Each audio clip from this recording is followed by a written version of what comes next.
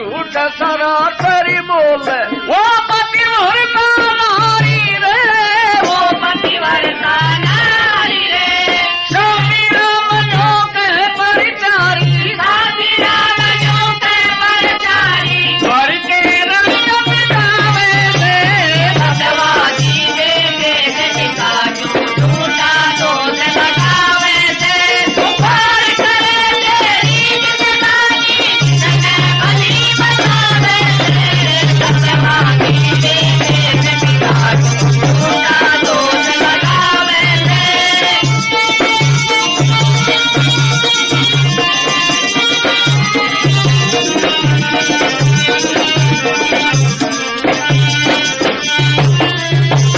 अरे मेहरबानो, लड़का धर्मपाल कह रहा था पिताजी एक दिन वो आएगा जैसे बंजारा कुत्ते को मार करके पछताया था, तेरे को पछताना पड़ेगा। नु बोला रे मेरा साडू डोब करके मर जा। एक पतिव्रता के खम में खा दोष लगाता है, वो एक कुर्सी और पतिव्रता है जो काम कला है, लेकिन दोष मैंने तेरा ब्याह पहले कर दिया था। अगर तेरे को यह न्याय भी करना था तो जाकर के मैं तेरा मुकलावा करके टोडी नगर से उस शांता देवी को ले आता। निर्भाग मैंने जो कह दिया जो ठीक है, नहीं या तू नहीं है या मैं नहीं हूँ। अगर मेरी और अपनी जिंदगी चाहता है इस महरमपुर को छोड़ करके तेरा राम ले जाओगे, चला जाइए। सगनो अरे मेहरबानो, धर्मपाल शादी होने के बाद में टोडी नगर के अंदर यानी ससुराल में भी नहीं गया था, मुकलावा भी हुआ नहीं था, लेकिन पिता के कठोर वचन सुन करके बैलगाड़ी जोड़ करके जरूरी जो सामान था गाड़ी में लाद करके और रोता हुआ शहर महरमपुर को अपनी नमस्कार करके जन्मभूमि को रोता हुआ जंगल की तरफ चल देता है। कौन? निर्दोष लड़का धर्मपाल। क्या होता है?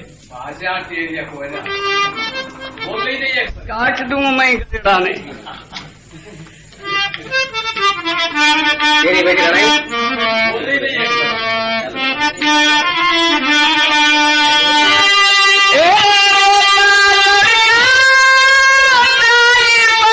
था जोड़ी के गाड़ी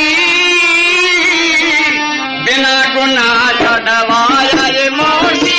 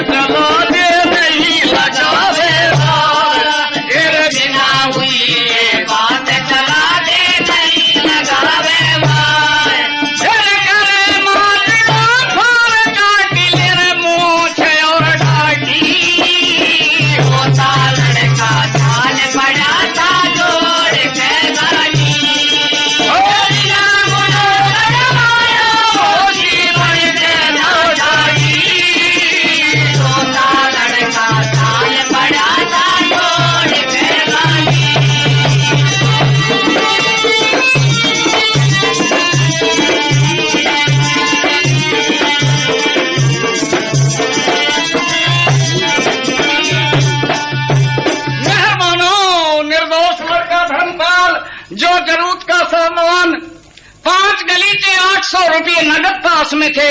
सामान गाड़ी में लाद करके गढ़वाला होकर के अपने बैलों को लेकर के जंगल की तरफ चल पड़ा। लेकिन आज तक बाहर निकल करके घूम फिर के उसने जमाने को नहीं देखा था। पसीने आगे घबरा गया कि मेरी किस्मत, अब मैं जाऊं कहां पर। लेकिन 10 कोस की दूरी पर पहुंच गया, एकदम से जान फंदे में आ जाती है। सोचने लगा और कहीं नहीं, मैं टोडी नगर के अंदर ब्याहा हूं, मेरे 4 साले हैं, नाहर सिंह, पहाड़ सिंह, जहाड़ सिंह और कीकर सिंह। सजनों, चारों बड़े डकैती थे, माने हुए। उनका काम लूट खसोट का था। थानेदार से मुलाकात थी, कितना भी जुल्म करके आ जाओ लेकिन बरी हो जाया करते थे। कहां से? महरमपुर से टोडी नगर 20 कोस था। लेकिन जब वो निर्भाग टोडी नगर 3 कोस रह गया, एकदम से दिन छिपना हुआ, आंधी का एकदम से भयंकर आना हुआ। इधर को चंद्रमा था, वो भी लोप हो जाता है आंधी में। सन्नाटा छा गया, रास्ता नहीं दिख रहा था, बैल गाड़ी नहीं चल रहे थे। रोता हुआ रात का धर्मपाल गाड़ी को रोक करके और जंगल में खड़ा हो जाता है, घोर बियाबान। इधर को अंधेरी रात देख करके धर्मपाल के चारों सालों ने मशोरा करया कि खाला बैठा क्या खाएंगे, चलो चोर बनी के अंदर तलाश करेंगे, कोई शिकार मिल जाएगी तो भला। नए जना घूम आए थे। देवी माई की ज्योत जो करके चारों भाई धोख विनती करके कहां पर आते हैं, जहां पर वो निर्दोष लड़का धर्मपाल गाड़ी को लिए हुए खड़ा था। देखते के साथ में जयकारा बोला चारों ने महामाई का। आहा, बड़ा तैयार सामान, ये गढ़वाला माल की भरी गाड़ी, ऐसा मौका कभी नहीं मिलेगा। देकर के झटका अंधेरी रात में धर्मपाल को नीचे गिरा लिया। रोने लगा, रे मैं दुखियारा हूं। बोला, बहन चोद, यहाँ दुखियारे ही मिलते हैं।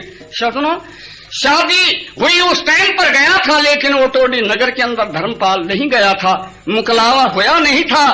धर्मपाल को नहीं पहचाना। गाड़ी से नीचे घेर के मरोमत बनाते हैं गहरी, तन के कपड़े तार करके नंगा शरीर करके दरखत से बांध दिया उल्टे हाथों से। किसको? धर्मपाल को। अगर बकवास करेगा साले के प्राणों को खत्म कर देंगे, होश कर ले। लेकिन कुछ नहीं बोलता है। माल की भरी गाड़ी को लेकर के टोडी नगर के अंदर पहुंचते हैं। बड़े आराम से चारों भाई खुशी मनाते हैं। गाड़ी बैलों को ठिकाने लगा के माल ताल तार के और आराम से पलंग बिछा करके सो जाते हैं। लेकिन इधर को निर्भाग धर्मपाल अंधेरी रात के अंदर विलाप कर रहा था। कहां पर? उस झीड़ी के अंदर। क्या कह रहा था सुनिए।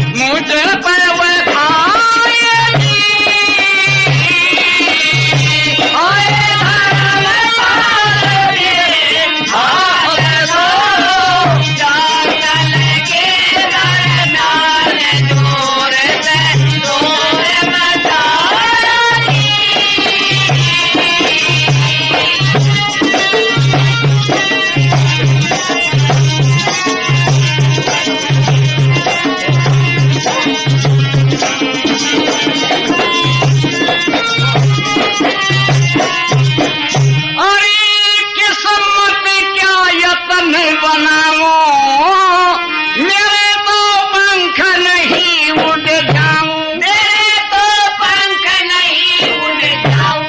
हो सोल तो आनी करे घन सोमन जोर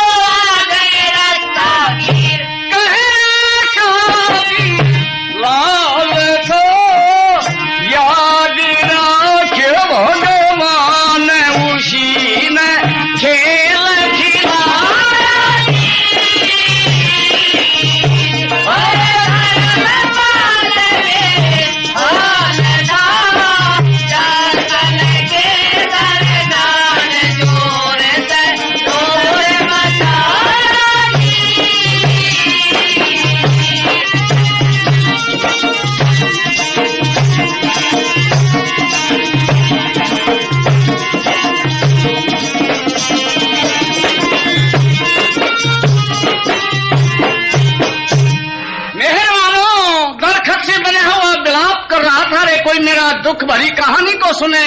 अगर इस जंगल में कोई मिल्खा देर हो तो मेरी आकर के इस मुसक को खोल दे। किलकारी मार रहा था। सजनों, पेशी पर जाने वाले दो राहगीर उसी रास्ते झीड़ी से निकल रहे थे। दुख भरी आवाज को सुन करके वे दोनों राहगीर दिख करके उसके पास में गए। नंगे शरीर से कांप रहा था कौन लड़का धर्मपाल। तन के अंदर कपड़ा तक नहीं था। दोस्तों ने मरम्मत अच्छी करी नौजवान लड़के की। मुसक खोल करके पूछते, रे भाई तू कौन, कहाँ का रहने वाला है, कहाँ तेरे को जाना था और इस जंगल के अंदर तेरे को दरखत से किसने बांधा। दुख भरी कहानी अपने महरमपुर से लेकर के जो चोरों ने इलाज किया था सब कहानी मेरी गाड़ी बैल भरी माल की गाड़ी को भी ले गए और दोस्त मेरे को बुरी हालत में इस दरखत से बांध गए। कहाँ पर जाना था? मैं टोडी नगर के अंदर जाना चाहता हूँ। अरे भाई टोडी नगर यहाँ से 3 कोस है। चलो हमको कुछ देर हो तो होगी, लेकिन हम तेरे को 1 कोस तक अंधेरे अंधेरे में और आगे करी आते हैं। वे बेचारे दयामान थे दोनों राहगीर। पुचकार करके धीर बंधा करके लंगोट कसा हुआ था, लेकिन ससुराल का काम था, मुकलावा भी होया नहीं था। बबू का उठ रहा था। अरे मेरी किस्मत, आज नंगे शरीर से मैं टोडी नगर के अंदर ससुराल में कैसे जाऊंगा। लेकिन बिगड़ी का कोई मोल नहीं होता है। मेहरबानो वह राहगीर 1 कोस तक पहुंचाकर कहने लगे, भाई सीधा चला जा, वो सामने टोडी नगर आएगा और कोई गांव नहीं आएगा। वे बेचारे खीर बंधा करके अपने रास्ते लग जाते हैं। इधर को नाहर सिंह नींद के अंदर अचेत सुता था। वो निर्दोष धर्मपाल शादी के अंदर भी कोई पहचान नहीं की, लेकिन अंदाजा लगा करके नाहर सिंह के दरवाजे की रुख डांट करके और शरीर को काबू में करके सोचने लगा, न हो ये दरवाजा नाहर सिंह का है। अंधेरी रात के अंदर दरवाजे पर खड़ा हुआ धर्मपाल बड़े साले नाहर सिंह को आवाज दे रहा था, क्या होता है? लड़का मन ही मन में सोच गया, देर जरा सी ना करी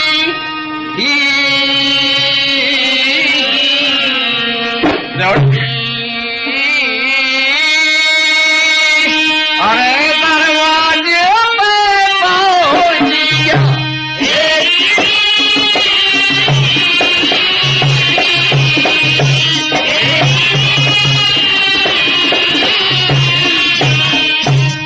बताया मन ही मन में सोच गया, देर जरा सी ना करी, झट दरवाजे पे आवाज लगा रहा था। शर्माता हुआ ससुराल का मामला था, गवना भी हुआ नहीं था, लेकिन सजनों बिगड़ी का कोई मोल नहीं होता है। आवाज लगा रहा था, कांपता हुआ कौन? निर्दोष लड़का धर्मपाल। ओ नाहर सिंह रहा बोली भाई। निर्दोष लड़के की आवाज को सुनकर के नाहर सिंह की आंख खुल जाती है। बड़क नींद में सो रहा था, क्यों डाका मार के आया था। शोर को सुनकर के भीतर से सूता सूता ही बोल रहा था, कौन? नाहर सिंह। नाहर सिंह रहा बोली भाई, अरे कौन मचावे या रोली भाई, ए हो रही खोली खोली भाई, के विपदा पड़गी, ओ के विपदा पड़गी। नाहर सिंह रहा बोल भाई, कौन मचावे रोल भाई, ओ रही खोल खोल भाई, ऐसी के विपदा पड़गी। अरे तू कौन है? मैं तेरी बोली को भी नहीं पहचान रहा मेरे यार। भरी भयंकर रात के अंदर आधी रात का टाइम है और तू नाहर सिंह ही नाहर सिंह बेकार में रोल मचाता है। तू कौन है? बता तो सही, तेरा मतलब है क्या है? खोल दे और हड़प ही नहीं तेरे दोहरे दूसरा। क्या कह रहा था? रोता मार मार के जोर मचा दिया ज्यादा तैने शोर, मचा दिया ज्यादा तैने शोर। हे बोल सुनी रे तेरी बोली की,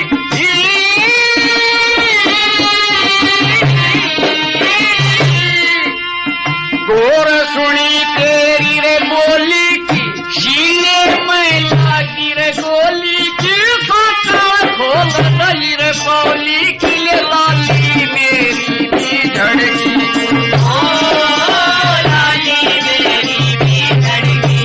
नाहर सिंह रहा बोल भाई, कौन मचावे रोल भाई, ओ रही खोल खोल भाई, ऐसी के विपदा पड़गी, ओ ऐसी के विपदा पड़गी।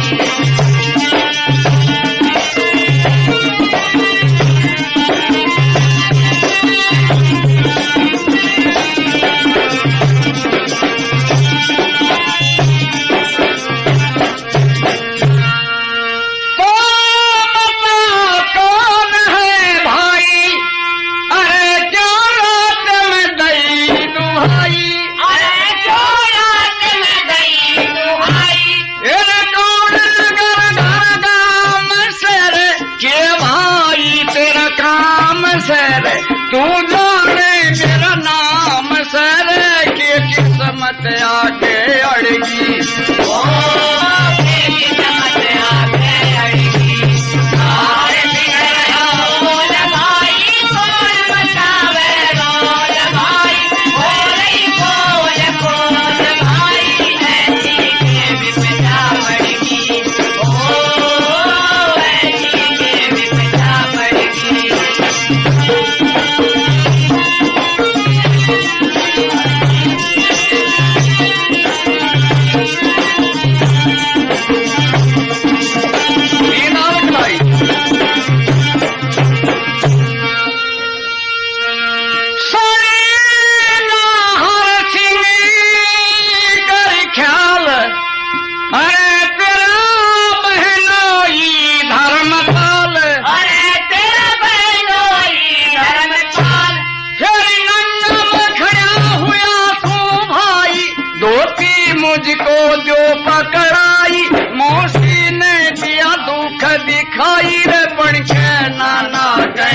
पड़गी ओ बन के नादा कर मरगी नाहर सिंह रहा बोल भाई कौन मचावे रोल भाई बोल कौन बोल भाई ऐसी के विपदा पड़गी ओ ऐसी के विपदा पड़गी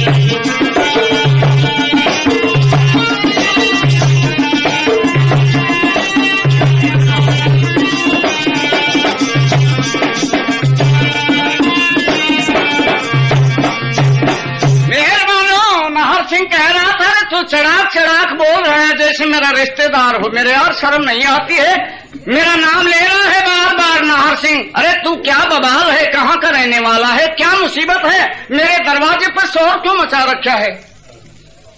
अरे नाहर सिंह, मैं एरमपुर का रहने वाला तेरा बहने धर्मपाल हूँ। बोला बाहन चुदा बनाया रात ने, मतलब मत पूछे, सारी कहानी सुना नहीं सकता, लेकिन जो तुम्हारी झीड़ी है यहाँ से 3 कोस पर, मैं अपनी माल की भरी गाड़ी को लिए वहाँ पर खड़ा हुआ था। बैलगाड़ी नहीं चले, अंधेरा घोप आंधी का घोर सन्नाटे से मैं घबरा करके वहाँ खड़ा था, लेकिन बेईमान 4 डकैती पहुंचे। बस नाहर सिंह का गट्टा तक राम निकलेगा। ले बोला भाई पड़ होगी।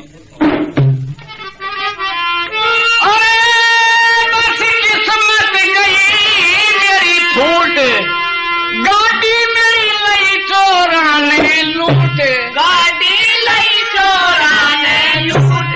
फिर 4 चोर घड़ा झगड़ा था ना मेरा 4 झगड़ा था, पटक धरण में मन रगड़ा था, मेरी काया में रस्सी भड़गी ओ काया में रस्सी भड़गी।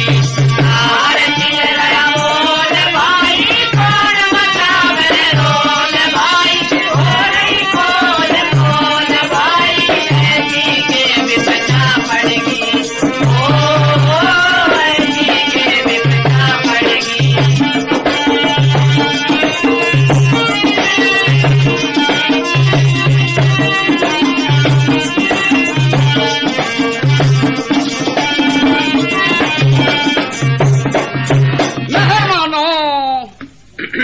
बणी की बात याद आई, गट्टा तक ठंडा हो गया। भगवान जुल्म हो गए बिगर पिछाड़े। तो हमारा बहने धर्मपाल जो हमारी बहन शांता को ब्याया है, वो हमारा रिश्तेदार है।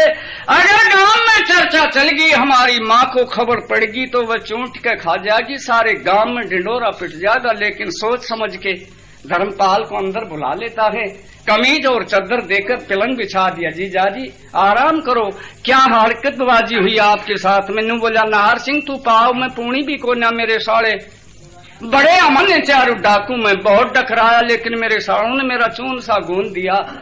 बड़ी हालत करके मेरे को उल्टे हाथों से दरखत के बांधाए। भगवान की कृपा से 2 राहगीर आगे बोले ये बेटी राहगीरों ने चुदाई है जो तेरे को खोल दिया। अब दिल में तो अंदेशा था, लेकिन सोचने लगे दिन निकलेगा, हमारी बहन शांता को खबर पड़ेगी, आड़ोस पड़ोस में खबर होगी, हमारी मट्टी पिट जाएगी। एकांत में सुला देते हैं। लेकिन शांता देवी ने रात के टाइम में जब माल की भरी गाड़ी लाई, उस टाइम भी आंख खुल गई थी कि आज तो पूरा डाका मार करके लाए हैं, लेकिन बोली नहीं। लेकिन ये बाद में धर्मपाल का गुरबराहट आता है। फिर वो शांता अपनी निगाह बचा करके तमाम कहानी को सुन रही थी। विश्वास होता है कि ये तो मेरा पति धर्मपाल है और किसी मुसीबत में आया है, लेकिन सजनों मुकलावा नहीं हुआ था। भाइयों की कहानी को सुन रही थी छुप करके।